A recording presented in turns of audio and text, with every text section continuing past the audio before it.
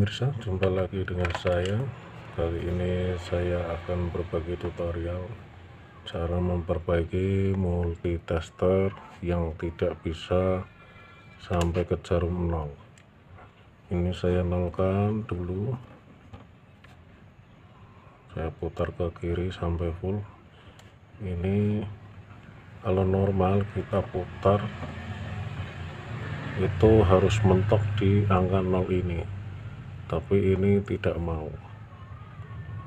Nah, caranya mari simak video berikut ini.